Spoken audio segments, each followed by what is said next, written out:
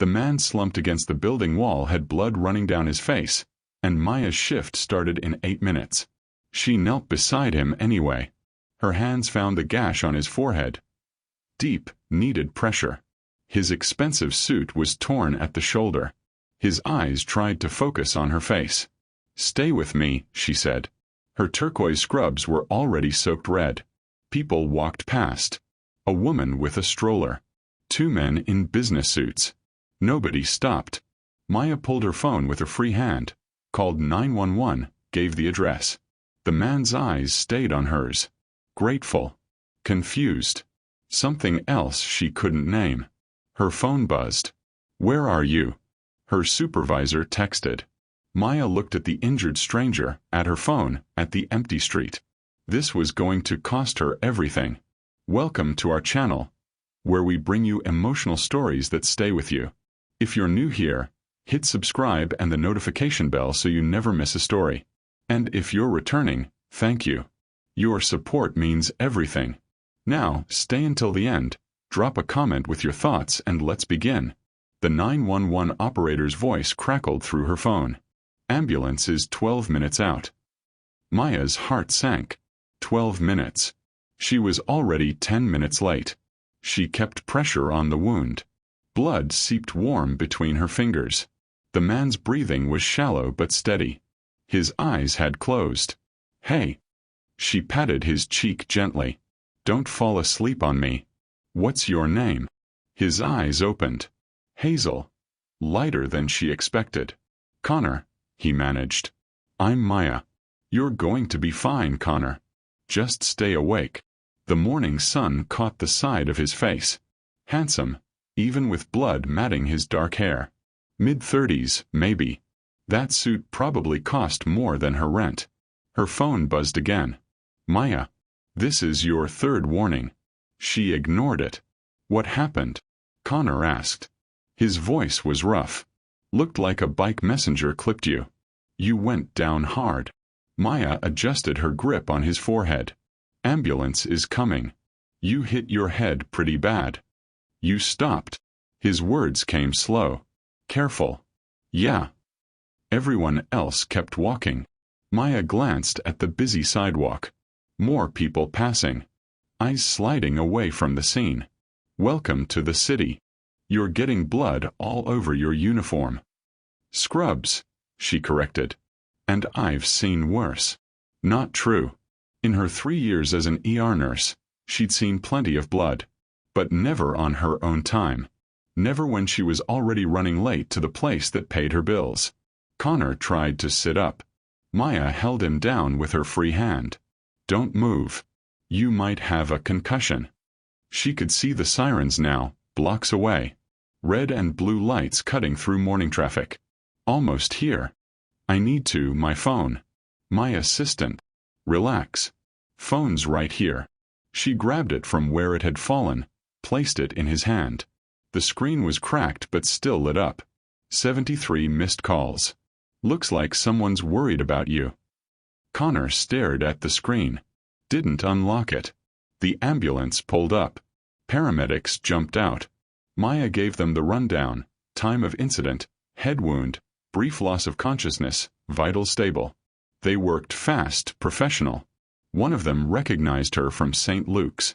"You on shift, Harris?" "Supposed to be." Maya stood, her knees protesting. Her scrubs were soaked. Her hands were sticky with drying blood. The lead paramedic nodded to Connor. "You did good. Probably saved him from bleeding out." They loaded Connor onto the stretcher. He grabbed her wrist as they lifted him. His grip was surprisingly strong. "Thank you." Maya squeezed his hand. "Take care of yourself." "Your name." "I need your name." "Maya Harris." "But you don't need to." "For the report," the paramedic interrupted. "You were the first responder. Give me your contact info." She rattled off her phone number. Connor's eyes stayed on her face the entire time, like he was memorizing it. Then they were gone, sirens wailing back into traffic. Maya looked down at herself. Her turquoise scrubs were destroyed. Blood had dried in dark patches across her chest and sleeves. Her hands looked like she'd dipped them in paint. Her phone said 7:47 a.m. She was 22 minutes late. St. Luke's Hospital emergency room was chaos when Maya finally arrived. 40 minutes late, showered and changed into her spare scrubs from her car. She'd driven 10 miles over the speed limit and still hit every red light. Rochelle, the charge nurse, spotted her immediately. Her face said everything. My office. Now. Maya's stomach dropped. She followed Rochelle past the nurse's station, past the trauma bays, into the small glass-walled office that overlooked the ER floor. Rochelle closed the door. Didn't sit. I can explain. You're always explaining, Maya. Rochelle's voice was tired. Not angry. Tired was worse. 3 months ago, you were late because your daughter's school called. Emergency pickup. I understood. 6 weeks ago, your car broke down on the highway. I got it. This morning, there was a man hurt. On the sidewalk. Head injury, bleeding. And you stopped. Of course I stopped. Of course. Rochelle rubbed her temples. That's the problem, Maya. You're a good nurse. A great nurse. But you can't seem to understand that being a good nurse means showing up on time so the night shift can go home. Brenda worked a double because you weren't here. I called. At 7:35. When you were already 15 minutes late. Rochelle finally sat. She pulled Maya's personnel file from her desk drawer. Hospital policy is clear. 3 instances of tardiness within 6 months is grounds for termination. The room felt too small. Too hot. Rochelle, please. I need this job. My daughter. I know about Zoe. I know you're a single mom. I know you're doing your best. Rochelle's eyes were sympathetic but firm. But I've got 23 other nurses who manage to show up on time. Some of them are single parents too. Some of them have sick relatives. Everyone's got something, Maya. The rules apply to everyone. So that's it. I'm fired for helping someone. You're being let go for chronic tardiness. Rochelle's voice softened. Listen. If this was a one-time thing, I'd fight for you. But 3 times in 6 months. HR's been on me about this for weeks. My hands are tied. Maya's throat was tight. She wouldn't cry. Not here. When? Today's your last day. You can finish your shift if you want. Or you can leave now.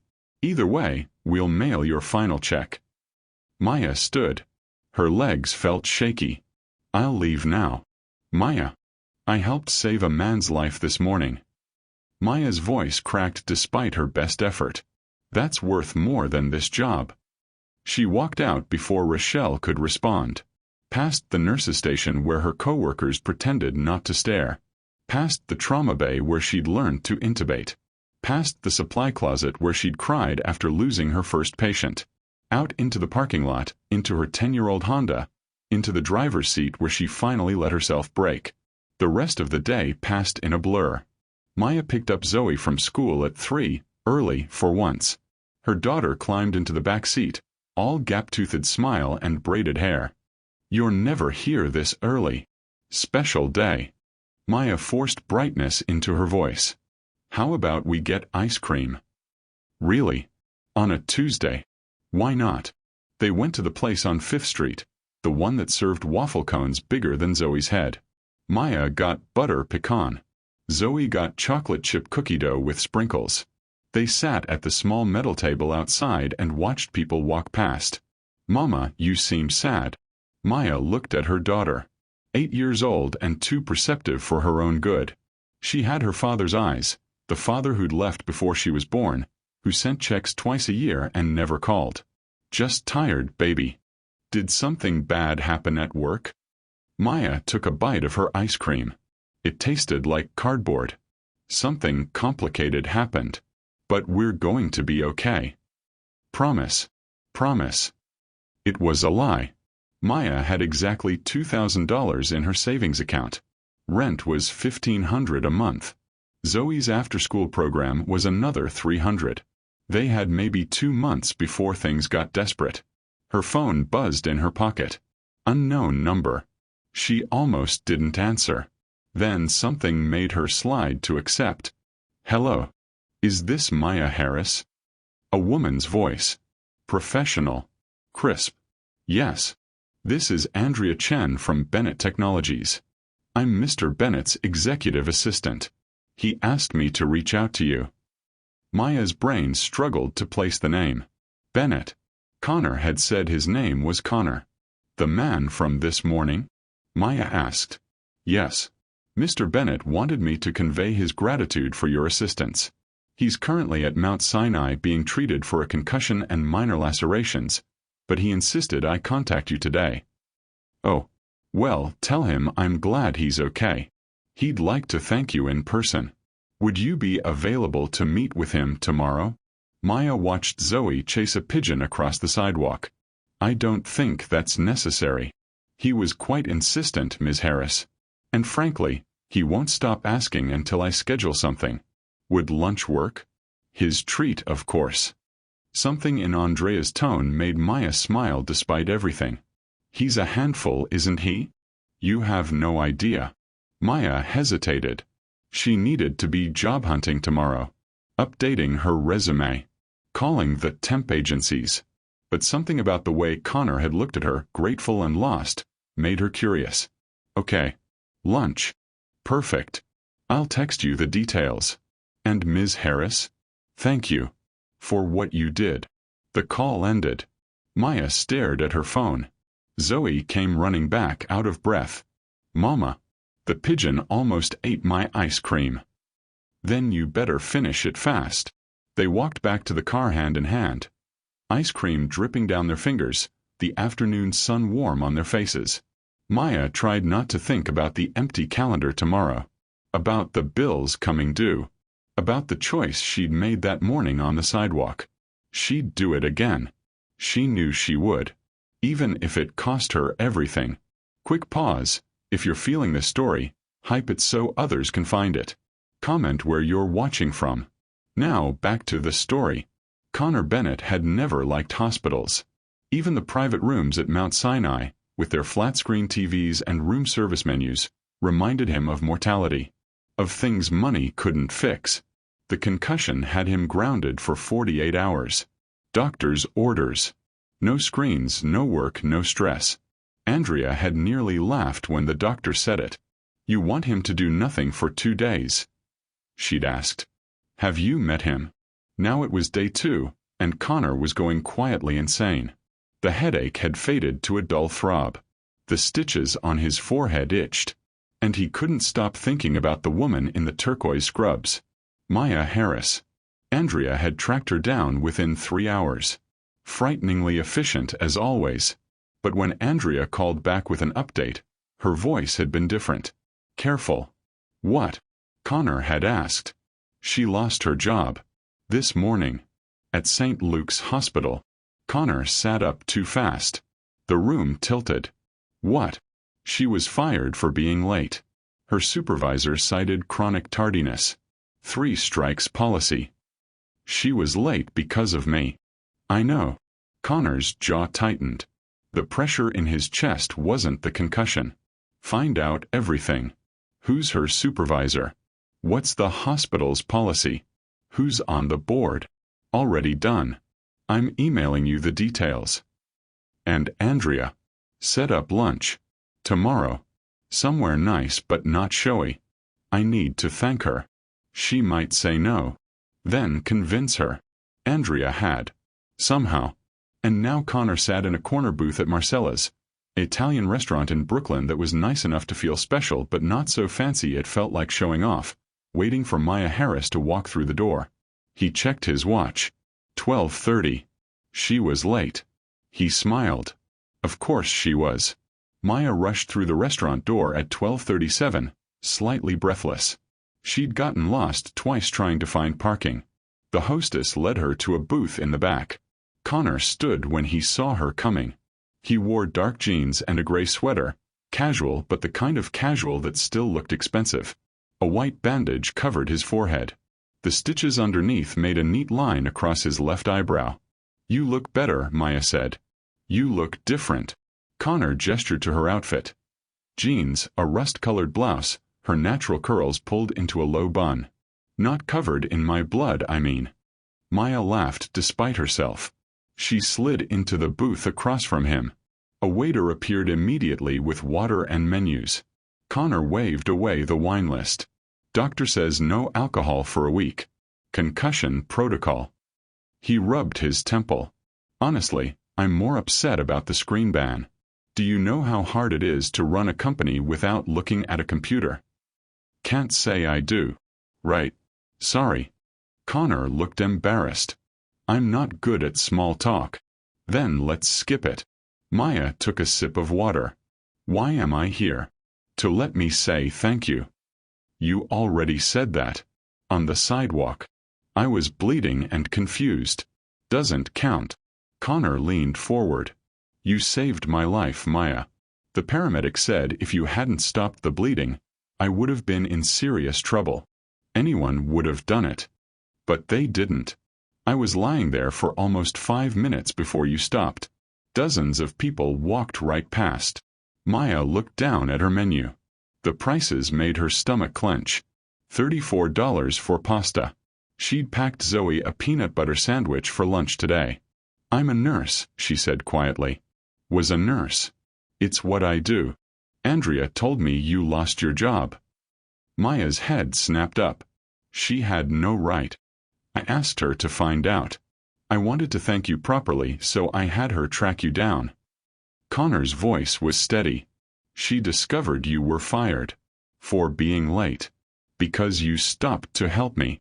It wasn't just that. I'd been late before. Your daughter's school had an emergency. Your car broke down. You had her dig into my life. I had her find out why someone who saves strangers ends up getting punished for it. Connor's hazel eyes were intense. It's not right, Maya. Life isn't fair. I figured that out a long time ago. The waiter returned. Maya ordered the cheapest thing on the menu, a Caesar salad.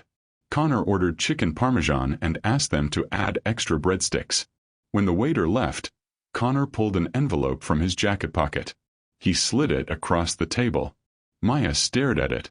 What is this? Open it. She did. Inside was a check. Made out to her. For $50,000. Maya's hands went numb. She pushed it back across the table like it might bite her. Are you out of your mind? It's a thank you. For saving my life. I don't want your money. Maya. No. Her voice was sharp. 2 tables over, people glanced their way. She lowered her voice. I didn't help you for a reward. I helped you because you needed help. That's it. I know that. But you lost your job because of me. Let me fix it. You can't fix it. It's done. Maya stood. Thank you for lunch, but I can't accept this. Wait. Connor stood too. Please. Just sit. 5 more minutes. Something in his face made her pause. Not arrogance. Not pity. Something else. Loneliness, maybe. She sat. He did too. Connor put the check back in his pocket. He ran his hand through his hair, carefully avoiding the stitches. I'm terrible at this, he said. At what? Talking to people. Regular people. Normal people. He laughed, but it sounded hollow. I spend all day in boardrooms with lawyers and investors. Everyone wants something. Everyone's running an angle. And then you stopped. You helped me. You ruined your scrubs and lost your job, and you didn't want anything in return. So you're what, curious about me? Maybe. Connor met her eyes. Or maybe I just want to do something decent for once. Let me help you, Maya. Not with money.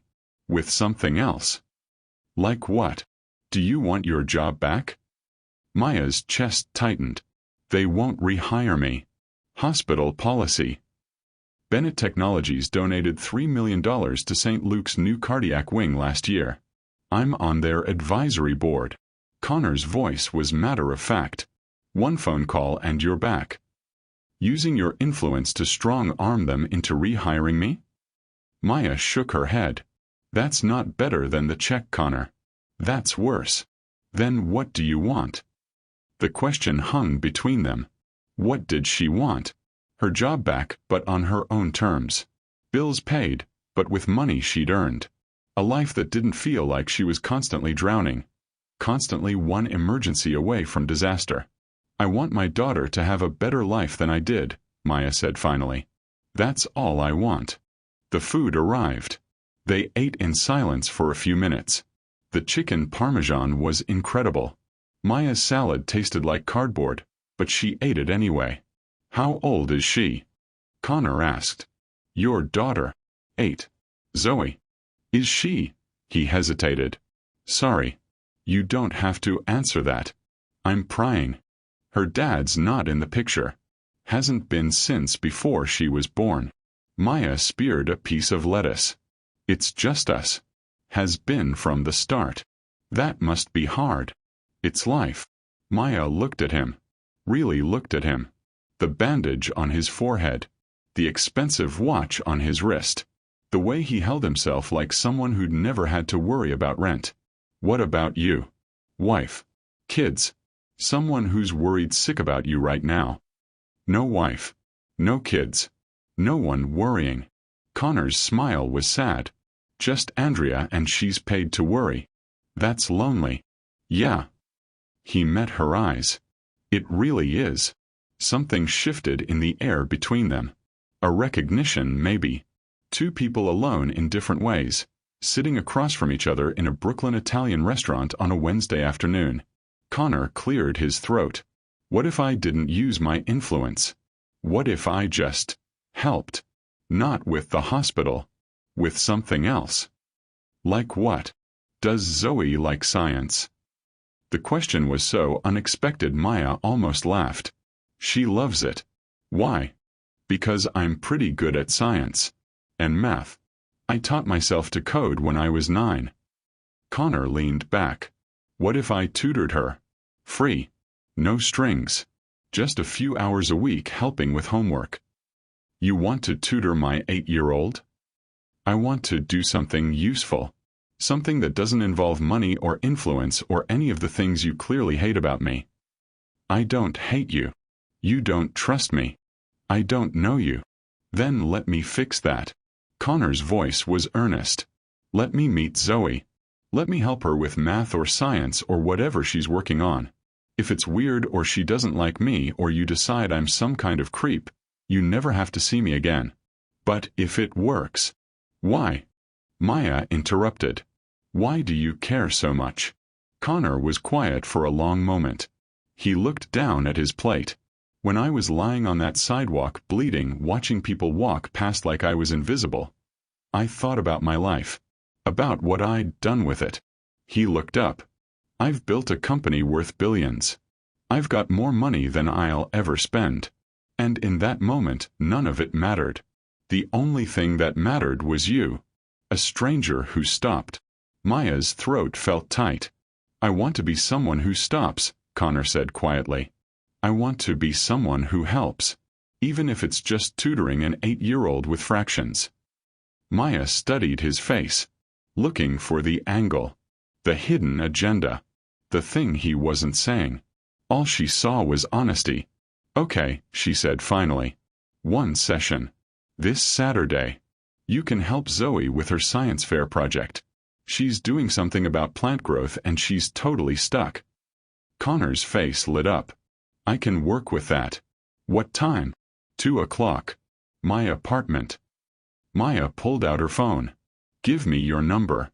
I'll text you the address. They exchanged numbers. Connor insisted on paying for lunch. Maya let him. Partly because she couldn't afford it, partly because she was tired of fighting. Outside the restaurant, they stood in the afternoon sun. Traffic hummed past. Somewhere a car horn blared. Thank you, Connor said. For giving me a chance. Thank you for lunch. Maya adjusted her purse strap. And Connor. Show up on time. Zoe takes her science project very seriously. Wouldn't dream of being late. Maya turned to walk away. Connor called after her. Maya.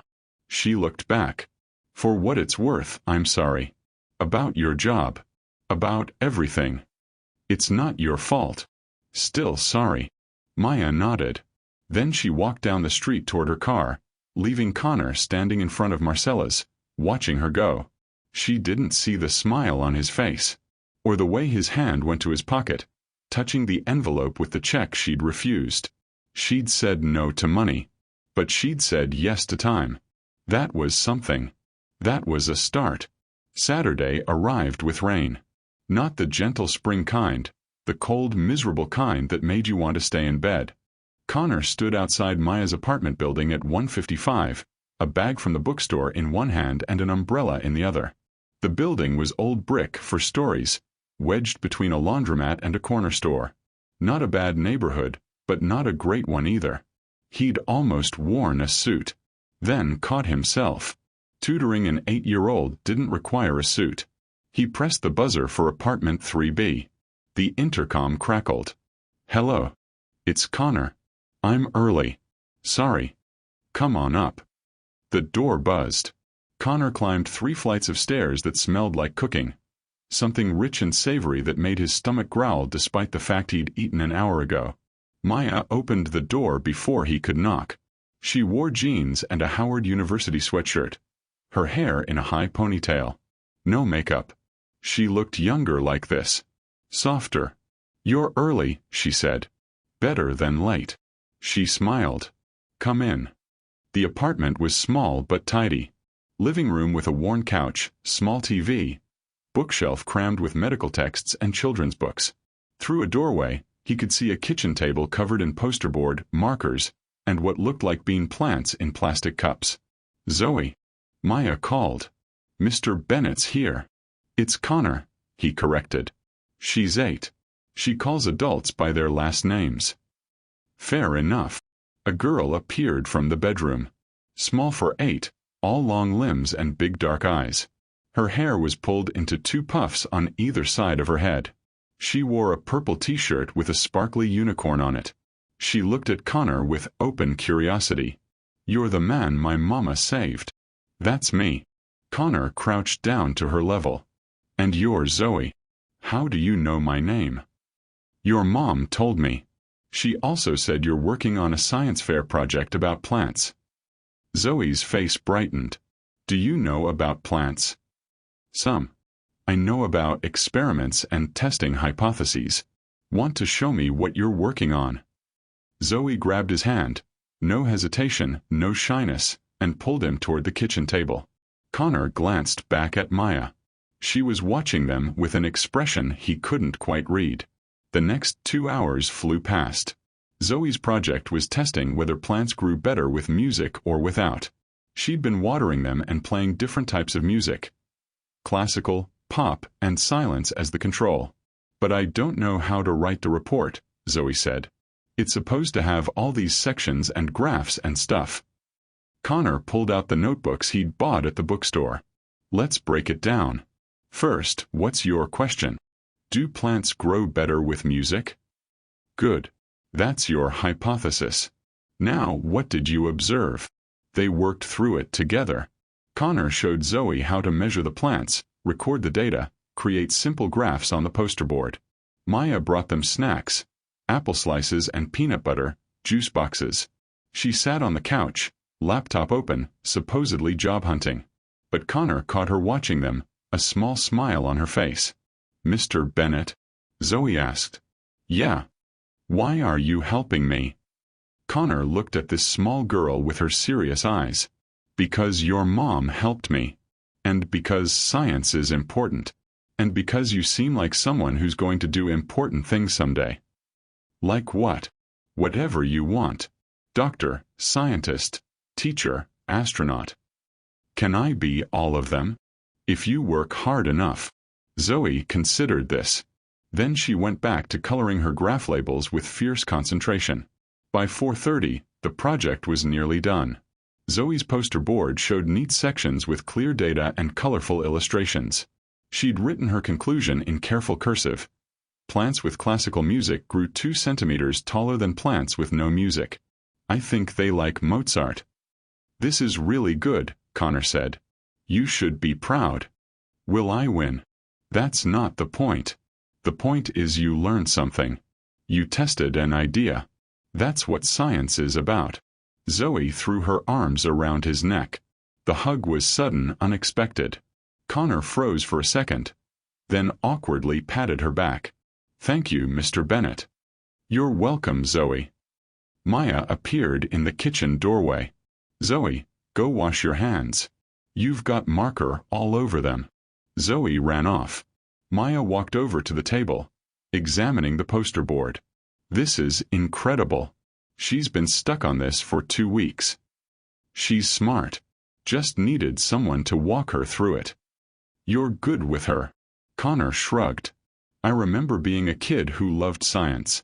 Nobody took the time to explain things in a way that made sense. I was lucky. I figured it out on my own. But not every kid gets that chance. Maya was quiet for a moment. Then, stay for dinner. What? Stay for dinner. It's the least I can do. She smiled. I'm making my grandmother's smothered chicken and rice. Unless you have somewhere to be. Connor thought of his empty apartment. His fridge full of takeout containers. The way he usually spent Saturday nights, alone with his laptop, working. I'd love to stay. The kitchen smelled like heaven. Connor sat at the small table while Maya moved around the kitchen with easy confidence. Onions sizzled in a cast-iron skillet. Chicken pieces, already seasoned and browned, waited on a plate. Rice simmered on the back burner. Can I help? Connor asked. You can set the table. Plates are in that cabinet. Connor found 3 mismatched plates, one with flowers, one plain white, one with a cartoon character he didn't recognize. He set them out with forks and napkins from the counter. Zoe appeared, hands scrubbed clean, and climbed into her chair. Mama, can I have juice? Water with dinner. Juice is for special occasions. But Mr. Bennett's here. That's special. Maya glanced at Connor, then relented. Fine. 1 glass. Connor watched Maya work. The way she added the onions to the pan, let them soften, then added garlic and bell peppers. The way she nestled the chicken pieces into the vegetables, poured in chicken broth, covered it with a lid. Every movement was practiced automatic. My grandmother taught me this recipe, Maya said, like she could feel him watching. Sunday dinners at her house were mandatory. Didn't matter if you were tired or busy or had other plans. You showed up. Sounds nice. It was. She passed when I was in nursing school. Left me this skillet and about 100 recipes written on index cards. Maya stirred the rice. I'm still working my way through them. Great-grandma made the best sweet potato pie, Zoe announced. Mama tries, but it's not the same. Wow, Zoe. Just throw me under the bus. It's still good. Just not great-grandma good. Connor laughed. The sound surprised him. When was the last time he'd laughed in someone's home like this? Not at a dinner party or work function. Just here. With real people doing real things. 20 minutes later, Maya set a platter on the table. Smothered chicken in rich brown gravy, rice, and green beans with bits of bacon. She'd even made cornbread, golden and steaming in a small pan. This looks incredible, Connor said. Tastes better. Go on before it gets cold. They ate. Connor tried to pace himself, but the chicken was so tender it fell apart on his fork. The gravy had depth, onions, garlic, something he couldn't identify that made it perfect. The cornbread was sweet and savory at the same time.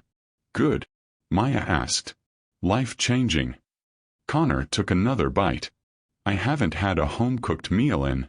I don't even remember. You don't cook. I heat things up. That's different. Zoe giggled. You can't cook at all? I can make toast. Sometimes. That's sad, Mr. Bennett. It really is. They talked through dinner. Zoe told Connor about her 3rd-grade teacher, Mrs. Patterson, who gave out stickers for good behavior. Maya asked Connor about his company. Carefully, like she wasn't sure if it was okay to be curious. We make software, Connor explained. Apps mostly. Things that help businesses run more efficiently. Like what? Boring stuff. Inventory management. employee scheduling, data analytics. He buttered another piece of cornbread. Nothing exciting. But you like it. I used to. Connor paused. Lately it feels like I'm just moving money around, building things nobody actually needs. So build something they do need. Like what? Maya shrugged. I don't know. You're the genius billionaire. Mama. Zoe's eyes went wide. Mr. Bennett's a billionaire? Maya winced. Connor tried not to laugh. Don't worry about that, Zoe. I just own a company. Are you rich? Zoe, Maya warned. It's okay. Connor met Zoe's curious gaze. Yeah, I'm rich. But money doesn't make you happy, kiddo. Trust me on that. Does it make you sad? Connor considered the question. 8 years old and already cutting to the heart of things. Sometimes, he admitted. Sometimes it feels like it's the only thing people see. They don't see me. Just what I have. Zoe thought about this, chewing her chicken. I see you, Mr. Bennett. You're the man who helped me with my science project. That's what I see. Connor's chest felt tight. He looked at Maya. She was watching him with something soft in her expression. Understanding, maybe. Thanks, Zoe, he managed. After dinner, Zoe asked if they could watch a movie. Maya said yes. One movie, then bath and bed. They settled on the couch with Zoe between them. Some animated film about a girl and a dragon. Connor hadn't watched a kids' movie in decades. He'd forgotten how simple they were. How earnest. Zoe fell asleep halfway through, her head on Maya's lap. She's out, Maya whispered. Give me a minute. She carried Zoe to the bedroom. Connor heard quiet conversation, running water, the sounds of bedtime routine. He stood awkwardly in the living room, looking at the photos on the bookshelf. Maya and Zoe at the beach. Maya in nursing scrubs on what must have been her graduation day. A black woman who looked like an older version of Maya, the grandmother probably, holding baby Zoe. No photos of Zoe's father. No photos of Maya with friends or boyfriends or anyone else. Just her and Zoe, their own little world. Maya returned, closing the bedroom door quietly behind her. Sorry. She fights bedtime like it's her job. Don't apologize. She's great. She likes you. That's rare. She's usually shy around new people. I'm honored. They stood there, the space between them suddenly feeling smaller. The movie played forgotten on the TV. Thank you for today, Maya said quietly. You didn't have to do all that. The project looks amazing. I had fun. It's been a long time since I did something that felt real. Real. Useful. Important. Something that wasn't about profit margins or market share. Connor ran his hand through his hair. Can I ask you something? Sure. Why nursing? Why not med school? Maya's face closed off a little. Who says I didn't try? I'm sorry. I didn't mean. No, it's fine. Maya sat on the couch. After a moment, Connor joined her. I was pre-med. Sophomore year at Howard. Then my mom got sick. Cancer. Stage 4. She needed full-time care and we couldn't afford a facility. So you came home. Dropped out, came home, took care of her for 18 months. Maya's voice was matter-of-fact, but Connor heard the pain underneath. She died a week before I was supposed to go back to school. By then I was pregnant with Zoe. Her father was gone. I had no money. No degree. Nothing. Maya. So I went to nursing school instead. 2-year program. Something I could finish fast, something that would pay the bills. And it did. Until 3 days ago. She laughed, but it sounded hollow. Sorry. You didn't sign up for my life story. I asked. Yeah, but I didn't have to download all of that onto you. Connor shifted to face her. What if I want to know? What if I want to understand who you are? Why? We barely know each other. Then let's fix that. Maya looked at him. Really looked at him. Her dark eyes searching his face for something. You're lonely, she said finally. That's why you're here. Not because of gratitude or guilt. You're lonely and we're, what? A distraction. The words should have stung. Instead, Connor felt relief. Someone seeing him clearly. Maybe, he admitted.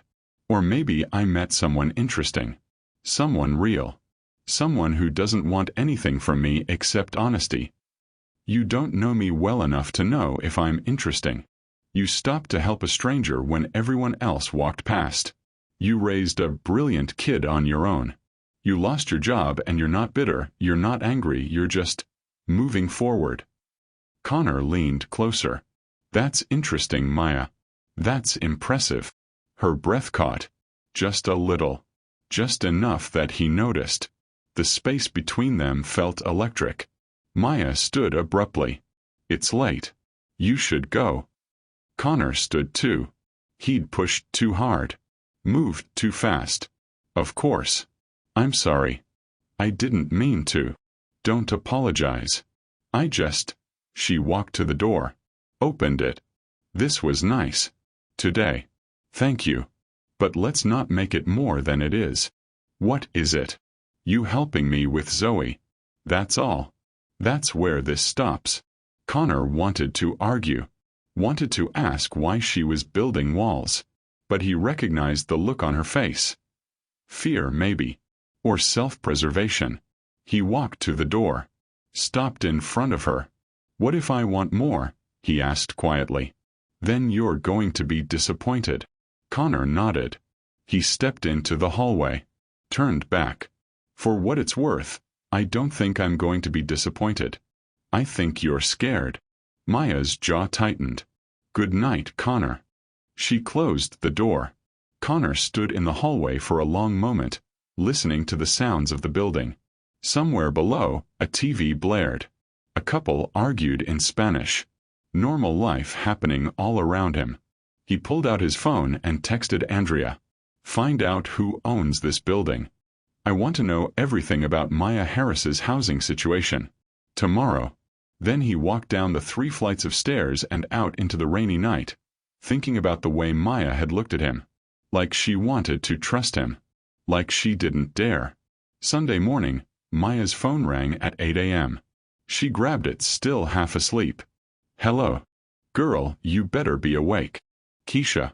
Maya groaned and pulled the pillow over her face. It's Sunday.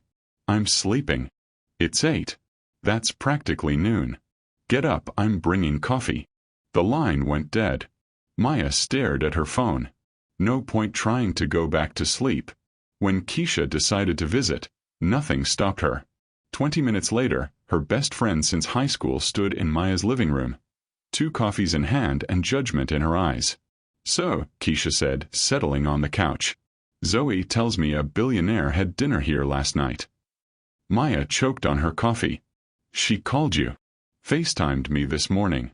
Very excited about her science project and the nice rich man who helped her. Keisha raised an eyebrow.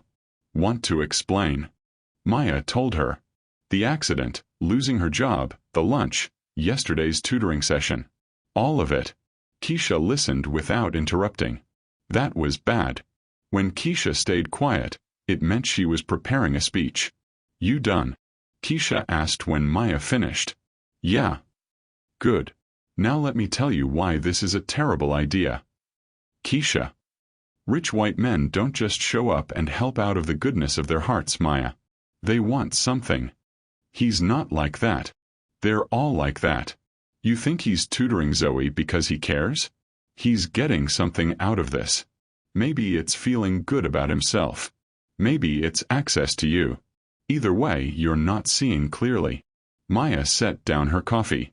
You don't know him. Neither do you. You met him 3 days ago. Keisha leaned forward. I love you. You're my sister.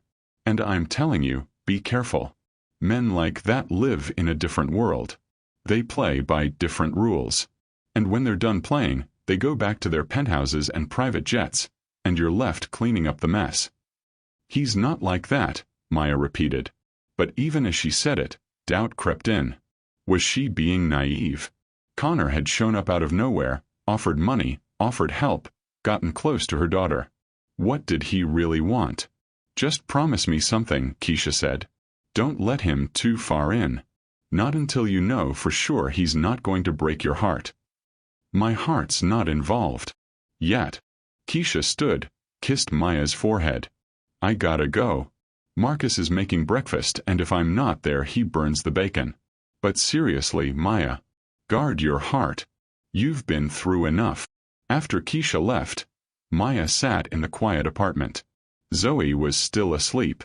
The city hummed outside her window. Her phone buzzed. A text from Connor. Thanks again for yesterday. Best Saturday I've had in years. If you need help with anything, job hunting, references, whatever, let me know. Maya stared at the message. Her fingers hovered over the keyboard. Keisha's warning echoed in her head. Men like that live in a different world. But Connor had been so good with Zoe. So genuine. So real. She typed back, "You're welcome. Zoe loved working with you." She almost left it there. Then added, "I might take you up on that reference offer. Thanks." She hit send before she could overthink it. The week crawled past. Maya applied to 15 nursing positions. Got callbacks from 3. Interviewed at 2. Both said they'd be in touch. Code for no. By Thursday, her anxiety had shifted to panic. Rent was due in 2 weeks. She had exactly $43 in her checking account. Savings were gone, eaten up by last month's car repair and Zoe's winter coat. She was sitting at her kitchen table, staring at her bank statement, when her phone rang. Unknown number. Hello. Ms. Harris. This is Robert Chen from Parkview Medical Center. We received your application for the ER nurse position. Maya's heart leaped. Yes, hi. Thank you for calling. I'm afraid we're not moving forward with your candidacy at this time. Your references from St. Luke's indicated some concerns about reliability. Maya's stomach dropped. Concerns. Chronic tardiness. We need nurses we can count on. His tone was apologetic but firm. I'm sure you understand. The line went dead. Maya sat frozen. They'd called St. Luke's. Rochelle had told them about the tardiness. Of course she had. It was in Maya's file. Every future employer would hear the same thing. She was radioactive. Her phone buzzed. A text from her landlord. Reminder. Rent due November 1st. Please confirm payment plan if needed. Maya dropped her head into her hands. She'd been managing. Barely, but managing. Now, she had no job, no prospects, no way to pay rent, and a daughter counting on her. Another text. This one from Connor. How's the job hunt going? Any good leads? Maya's vision blurred. She shouldn't cry. Crying didn't pay bills. But exhaustion and fear crashed over her all at once. Before she could talk herself out of it, she called him. He answered on the first ring. Maya. Everything okay? No. Her voice cracked. Nothing's okay. I can't, I'm sorry. I shouldn't have called. Hey. Slow down. What happened? She told him. The job rejections. St. Luke's sabotaging her references. The rent due. All of it spilled out in a rush of words and tears she couldn't stop. Connor was quiet for a moment. Then, where are you? Home. Is Zoe there? School. I'm coming over. 20 minutes. Don't move. Connor, you don't have to. 20 minutes. He hung up. Maya stared at her phone. What had she done? She'd just dumped her entire financial crisis on a man she barely knew. A man Keisha had warned her about. But when Connor knocked on her door 22 minutes later, she opened it anyway. He stood in her doorway, slightly breathless like he'd run up the stairs. His eyes swept over her face. The tear tracks, the exhaustion. Tell me everything, he said. Start to finish. Don't leave anything out. So she did. Sitting at her kitchen table, Connor across from her, Maya laid out her life. The mounting debt. The overdue bills. The fact that she'd been one paycheck away from disaster even before losing her job. Connor listened. Didn't interrupt. Didn't judge. When she finished, he was quiet for a long moment. "The check I offered you last week," he said finally. "Is it still off the table?" "Yes. Even though you need it. Especially because I need it." Maya met his eyes. "I won't take your money, Connor." "I can't." "Why not?" "Because I don't know what it means. What you'd expect in return." Connor's jaw tightened. "You think I'm trying to buy you?" "I think rich men don't give away money for free. There's always strings." "Not this time." "How do I know that?" "Because I'm telling you." Connor leaned forward. "Maya, I'm not trying to manipulate you. I'm trying to help. There's a difference." "Maybe. But I've learned the hard way that accepting help from the wrong person can cost more than going it alone." Connor stood, paced the small kitchen. Maya watched him work through something. "Okay," he said finally. "No money. What if I help you another way?" "How?" "My company needs a health and wellness coordinator. Someone to manage our employee health programs, coordinate with insurance, handle medical leave paperwork. It's not nursing, but it uses your background." He turned to face her. $60,000 a year. Full benefits. You'd work directly with me. Maya's breath caught. "You're offering me a job?" "I'm offering you a position you're qualified for. The opening's real. We've been trying to fill it for 3 months. You'd be perfect." "Connor, before you say no, think about Zoe. Think about your rent. Think about what you actually need right now." His voice was intense. "This isn't charity. It's employment. You'd earn every penny." Maya wanted to say no. Wanted to tell him to leave, to stop trying to fix her life. But rent was due in 2 weeks. And she had $43. "I need to think about it," she said. "Okay. But Maya." Connor moved closer. "I'm not the enemy. I promise you that." He left his business card on the table and walked out. Maya stared at it for a long time. Bennett Technologies. Connor Bennett, CEO. A phone number. An email. An escape route. And absolutely no idea if taking it would save her or destroy her. Maya took the job. Not because she trusted Connor completely. Not because she believed there were no strings attached. But because she had 9 days until rent was due and no other options. She called him Friday afternoon. "I'll take it. The position. But I have conditions." "Name them." "This is professional. Just professional.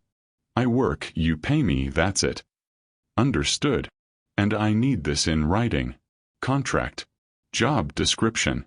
Everything official. Andrea will have it ready Monday morning." "One more thing." Maya took a breath. "If this doesn't work out, if I can't do the job or it's weird or whatever, you help me find something else. You don't just cut me loose." "Deal." "But Maya." "Yeah. You're going to be great at this.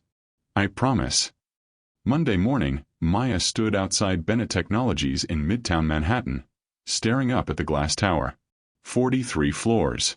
Connor's company occupied floors 38 through 42. She'd never worked in a place like this.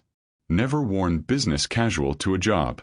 Never taken an elevator that moved so fast her ears popped. Andrea met her in the lobby. Mid-30s, sharp black suit, tablet in hand. She had the kind of confidence that came from running someone else's life flawlessly. "Ms. Harris. Welcome." Andrea's handshake was firm. "Let's get you set up." The next 2 hours were a blur. HR paperwork. Badge photo. Tour of the building. Her office. Small but private, with a view of the city that made her stomach flip. Computer login. Email setup. Benefits enrollment. "You'll report directly to Connor," Andrea explained. "But day to day, you'll work with department heads on health initiatives. Your first project is reviewing our current wellness program and making recommendations." "Okay." Maya's head was spinning. "When do I start?" "You just did. Connor wants to see you in his office at 11 for orientation." Andrea's expression softened slightly. Relax. You belong here. Connor doesn't hire people he doesn't believe in. At 10:55, Maya stood outside Connor's office. Floor-to-ceiling windows. Modern furniture. A view that stretched to New Jersey. Connor sat behind his desk, typing. He wore a charcoal suit, white shirt open at the collar. He looked different here, powerful, in control. Not the man who'd sat at her kitchen table helping Zoe with graphs. You going to come in or just stare? Connor asked without looking up. Maya flushed. How did you know I was here? Glass walls. I can see your reflection. He glanced up, smiled. Come in. Close the door. She did. Sat in the chair across from his desk. How's the first day? Connor asked. Overwhelming. But good. Andrea set you up with everything? Yeah. She's terrifying. She's the best. I'd be lost without her. Connor closed his laptop, gave Maya his full attention. Listen. I know this is weird. Me being your boss. Us having history even if it's brief history. But I meant what I said, this is professional. You do your job, I do mine. That's it. Okay. If I make you uncomfortable or cross a line, you tell me. Immediately. No hesitation. I will. Good. Connor slid a folder across the desk. Current wellness program overview. Take the week to review it. We'll meet Friday to discuss your thoughts. Maya took the folder. Their fingers brushed. Just for a second. Just enough that they both noticed. Connor pulled his hand back. That's all. Unless you have questions. No. I'm good. Maya. He waited until she looked at him. I'm glad you're here. Me too, she admitted. I think. The first week passed in a controlled kind of chaos. Maya threw herself into work, analyzing health data, interviewing employees, researching best practices. It was different from nursing but used the same skills. Attention to detail, understanding people, problem solving. She barely saw Connor. He was in back-to-back meetings most days. When they did cross paths, in the elevator, the break room, the hallway, they were polite. Professional. Careful. Too careful. Maya felt the tension every time. The way his eyes lingered just a moment too long. The way her pulse jumped when he was near. The thing neither of them was acknowledging. Friday afternoon, Andrea knocked on Maya's office door. Connor's ready for your meeting. Conference room B. Maya gathered her notes and laptop. She'd spent the entire week preparing this presentation. Recommendations for improving the wellness program. Better mental health resources, flexible sick leave, subsidized gym memberships, health screenings. Connor was already in the conference room when she arrived. He'd loosened his tie, rolled up his sleeves. Maya forced herself not to notice his forearms. Show me what you've got, he said. She walked him through it. Connor listened intently, asked smart questions, challenged her assumptions in ways that made her think harder. This is good, he said when she finished. Really good. Implement it. All of it. You made a solid case for every recommendation. Why would I say no? Connor leaned back in his chair. What's the budget? $300,000 annually. Done. Put together an implementation timeline and we'll review it next week. Maya stared at him. You're just approving this? Just like that. I hired you to fix our wellness program. You're fixing it. What's the problem? Most companies would need weeks of approvals, committees, budget reviews. I'm not most companies. Connor smiled. One of the perks of being CEO. When something makes sense, I can just do it. Maya shook her head. Must be nice. It has its moments. Connor stood, walked to the windows. The afternoon sun made the city glow gold. How's Zoe? Her science fair was this week, right? Yesterday. She got second place. Cried for an hour because she didn't win. Tell her second place in third grade is incredible. She should be proud. I did. She asked when you're coming over again. Connor turned. What did you tell her? That you're busy. That we'll see. I miss hanging out with her. With both of you. The words came out quiet. Honest. Maya's chest tightened. Connor. I know. Professional. I remember. He walked back to the table, started gathering his things. For what it's worth, this is harder than I thought it would be. What is? Keeping my distance. The air between them shifted. Charged. Maya stood. I should go. It's late. Maya, wait. Connor moved closer. Not touching her. Just close. Can I ask you something? Depends what it is. Are you seeing anyone? The question caught her off guard. What? No. I barely have time to sleep, much less date. Good. Good. Yeah.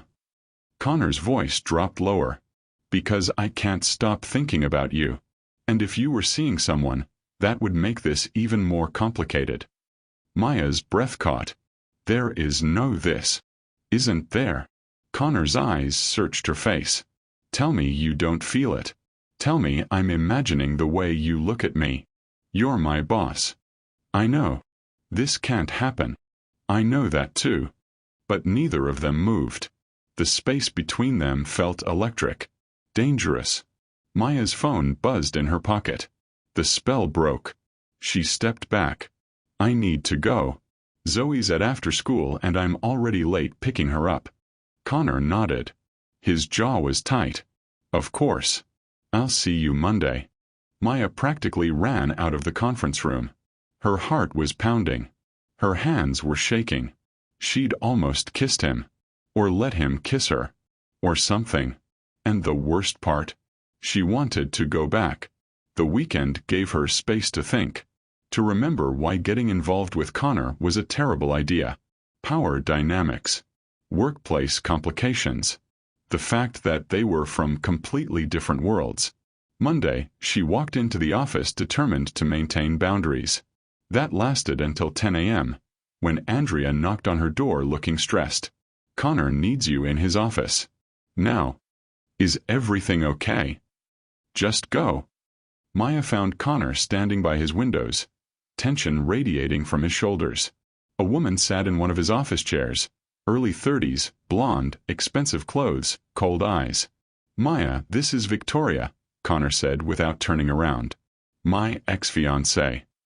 Victoria stood, extended a perfectly manicured hand. How lovely to meet you. Connor's told me absolutely nothing about you. Maya shook her hand. Victoria's grip was too tight. Territorial. I'm the health and wellness coordinator, Maya said. How nice. Victoria's smile didn't reach her eyes. She turned to Connor. Darling, can we speak privately? This is rather personal. Anything you need to say, you can say in front of Maya. Fine. Victoria's voice hardened. I'm here because my father wants to know if you've reconsidered the merger. His offer still stands. The answer is still no. You're being stubborn. Our companies together would be. I don't care what they'd be together. We're not getting back together. The company merger isn't happening. I've told you this 6 times. My father thinks.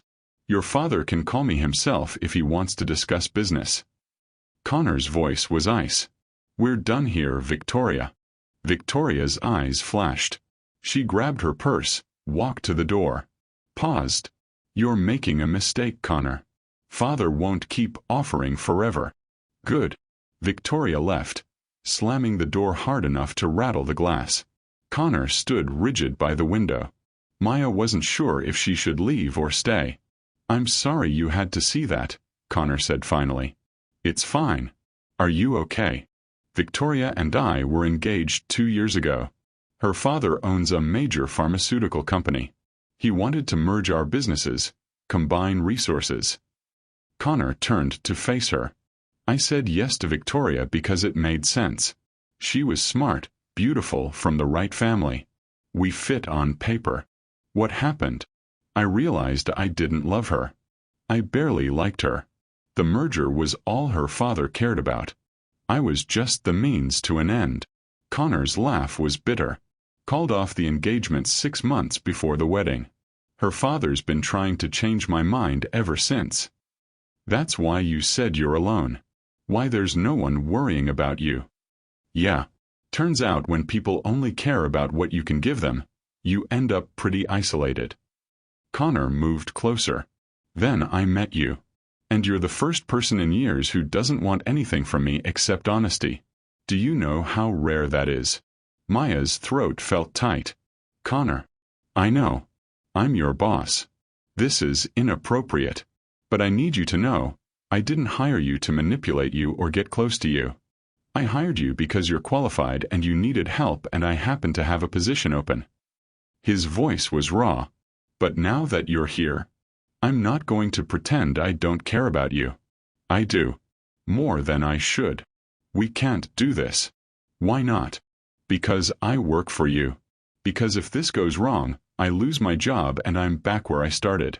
Because you're a billionaire CEO and I'm a single mom from Brooklyn who can barely pay rent. Maya's voice cracked. Because men like you don't end up with women like me. Not in real life. Men like me. Rich. Powerful. From a different world. Connor closed the distance between them.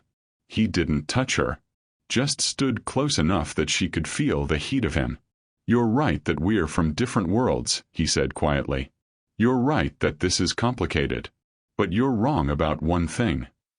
What's that? I'm not looking for someone from my world. I'm looking for someone real. Someone who sees me, not my bank account. Someone who stops to help a stranger even when it costs her everything. His eyes held hers. I'm looking for you, Maya. Just you. Maya's resolve was crumbling. Every reason this was a bad idea suddenly felt distant. Theoretical. If we do this, she started. We keep it private. We're careful. You keep your job no matter what happens between us. I put that in writing if you want. And when it ends, why does it have to end? Because relationships like this always do. Connor reached up, tucked a loose curl behind her ear. The touch was gentle. Devastating. Maybe this one won't, he said. Maya knew she should pull away. Should remember Keisha's warning, her own doubts, all the logical reasons this was dangerous. Instead, she leaned into his hand. One condition, she whispered. Anything. Slow. We go slow. No rushing. No grand gestures. Just us figuring this out. Deal. Connor smiled, genuine, warm, the smile that made her forget why she'd been resisting. Then his phone rang. The moment shattered. Andrea's voice came through the speaker. Connor, you have the board meeting in 5 minutes. Connor swore softly. Coming. He looked at Maya. Can we continue this later? Dinner tonight. I can't. Zoe has. Tomorrow then. Or this weekend. Whenever works. Connor, this is exactly what I mean by slow. Right. Slow. He picked up his briefcase. Paused at the door. For the record. Walking away from you right now is the hardest thing I've done all week. Good to know I'm not alone in that. Connor's smile could have powered the whole building. After he left, Maya sat in his office for a long moment, trying to process what just happened. She'd crossed a line. They both had. Her phone buzzed. A text from an unknown number. Stay away from Connor. He belongs with someone from his own world. You're just a distraction. V. Maya stared at Victoria's text. Her stomach churned. Maybe Victoria was right. Maybe she was just a distraction. But for the first time in years, Maya felt like she was living instead of just surviving. And she wasn't ready to give that up. Not yet. Maya deleted Victoria's text without responding. She wasn't going to let some bitter ex-fiancé dictate her life. But the warning stayed with her. A whisper of doubt she couldn't quite silence. Saturday morning, Connor called at 7. Too early, he asked. Maya was already awake, making pancakes while Zoe watched cartoons. I've got an 8-year-old. 7 is sleeping in. Right. Listen, I know we said slow, but can I take you and Zoe somewhere today? Nothing fancy. Just, I want to spend time with both of you. Maya hesitated. Taking Zoe along felt like making this real. Letting Connor into their lives in a way that couldn't be undone. Please, Connor added. I miss her. And you. Where? It's a surprise. Dress casual. I'll pick you up at 10. He hung up before she could say no. Connor showed up at 9:58 in jeans and a navy sweater, driving a normal-looking black SUV instead of whatever exotic car Maya had imagined. Zoe bounced out of the apartment the second she saw him. Mr. Bennett. Mama said you're taking us somewhere. I am. How do you feel about the Natural History Museum? Zoe's scream of excitement answered that question. The drive into Manhattan was easy. Connor had loaded kid-friendly music on his phone. Songs Maya didn't expect him to know. He sang along to the Encanto soundtrack, badly, making Zoe giggle. At the museum, Connor got them past the entrance line somehow. Maya didn't ask. They spent 3 hours exploring. Dinosaurs, ocean life, the planetarium show that made Zoe gasp in wonder. Connor crouched down to Zoe's level at every exhibit, reading plaques, asking questions, encouraging her curiosity. He bought her a stuffed T-Rex in the gift shop and didn't flinch at the $40 price tag. You're spoiling her, Maya said while Zoe was distracted by the gemstone display. Is that okay? I don't know yet. They had lunch at a diner 3 blocks from the museum. Red vinyl booths, greasy burgers, checkered floors. Connor looked out of place in the best way. This is where we come for special occasions, Maya explained. Birthdays, good report cards, that kind of thing. It's perfect. Zoe ordered a grilled cheese with fries. Connor got the same. Maya watched them eat, watched Connor ask Zoe about school and friends and her favorite books, watched her daughter light up under his attention. This was dangerous. Not because Connor was cruel or manipulative. Because he was kind. Because Zoe was already falling for him. Because Maya was too. After lunch, they walked through Central Park. Zoe ran ahead, chasing pigeons. Connor fell into step beside Maya. Thank you for today, he said. You planned it. I should be thanking you. I mean, thank you for letting me in. I know it's not easy for you. Maya watched Zoe spin in circles on the grass. She doesn't have a father figure. Her dad's never been around. So when someone like you shows up and pays attention to her, it means everything. It also means she'll be devastated if you leave. I'm not leaving. You say that now. Maya. Connor stopped walking. Waited until she looked at him. I get that you're scared. I get that you've been hurt. But I need you to hear this. I'm not going anywhere. This isn't a phase or a distraction. I care about you. About Zoe. And I'm in this for as long as you'll let me be. Maya's eyes stung. You barely know us. Then let me know you better. That's all I'm asking. Zoe came running back out of breath. Can we get ice cream? Absolutely, Connor said. Your mom picks the place. They got ice cream from a cart near Bethesda Fountain. Sat on a bench watching street performers. Zoe's head drooped against Maya's shoulder, exhausted from the day. Connor's hand found Maya's on the bench between them. His fingers laced with hers. Maya didn't pull away. For the first time in years, she let herself feel something other than stress. Other than fear. She let herself feel hopeful. The following week at work, Maya and Connor maintained their careful distance. Professional in meetings. Polite in the hallway. No one suspected anything. But Thursday afternoon, Maya was walking past the break room when she heard voices. Female. Talking in that gossipy way that made her pause. Did you see Harris leave Connor's office yesterday?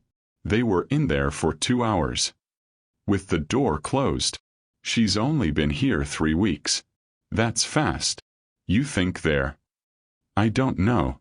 But something's going on. Andrea practically runs interference every time anyone tries to get near him. Maya's face burned. She kept walking, didn't acknowledge she'd heard. But the damage was done. People were noticing, speculating. She texted Connor, "We need to talk." "Your office." "No." He responded immediately. "Doors open." Maya closed it behind her. "People are talking." "About us. About me being in your office too much. About you giving me too much access." Connor leaned back in his chair. "Let them talk. Easy for you to say. You're the CEO. I'm the new hire who's apparently sleeping her way to the top. You're not." Connor stopped. Took a breath. "Okay. What do you want me to do?" "I don't know. Maybe we schedule meetings with other people present. Maybe I report to someone else. Maybe we're more careful. Or maybe we stop hiding." Maya stared at him. "You want to tell people we're together?" "Why not?" "Because I'll lose all credibility. Everyone will assume I got this job because of you. They'll think I'm using you. I'll make it clear you earned this position. That our relationship started after you were hired." "It won't matter. People believe what they want to believe." Maya paced his office. "I've worked too hard to be seen as someone's girlfriend instead of a professional." Connor stood, caught her hand. "You're right. I'm sorry. We'll be more careful. I'll make sure Andrea schedules our meetings with others present. We'll keep this private until you're ready." "Thank you." "But Maya, eventually we're going to have to make a choice. Keep hiding or be honest. I'm okay with hiding for now, but I won't do it forever." That night, Maya couldn't sleep. She lay in bed staring at the ceiling, Connor's words echoing in her head. Her phone buzzed. A text from Connor. "Can't sleep either. Thinking about you." Maya smiled despite her anxiety. "It's midnight. Don't you have work tomorrow?" "So do you." "Didn't stop me from calling." Her phone rang. Maya answered, keeping her voice low so she wouldn't wake Zoe. "Hi." "Hi." Connor's voice was soft, intimate. "I'm sorry about today. About pushing too hard. You weren't wrong. We can't hide forever. We don't have to decide tonight. Or tomorrow. We have time." They talked for an hour. About nothing important. About everything. Connor told her about growing up in Connecticut. His parents who cared more about appearances than him. Maya told him about her grandmother's house, Sunday dinners, the way food meant love in her family. "Tell me something nobody knows about you," Connor said. Maya thought for a moment. "I wanted to be a surgeon. Not just a doctor. A surgeon. Cardiothoracic specifically." "Why didn't you?" "Life got in the way. But sometimes I wonder what would have happened if my mom hadn't gotten sick. If I'd finished med school. If I'd had different choices." "You still could. Go back. Finish what you started." "I'm 33 with a daughter and bills. That ship sailed. Ships can turn around." Maya smiled in the darkness. "What about you? What does nobody know?" "I'm terrified of being like my father. He was cold, distant, cared more about business than people. My whole life I swore I'd be different. Then I built a company and became exactly like him." Connor's voice was quiet. "Until you make me want to be different. Better. You already are different." "How do you know?" "Because you helped my daughter with her science project. Because you ate soul food at my kitchen table and didn't make it weird. Because you see me. Not what I can do for you, just me." "I wish I was there right now." "Me too." They talked until Maya's eyes finally got heavy. Until Connor's voice was the last thing she heard before falling asleep. Friday morning, Maya walked into her office to find a box on her desk. Inside was a card and a gift. The card.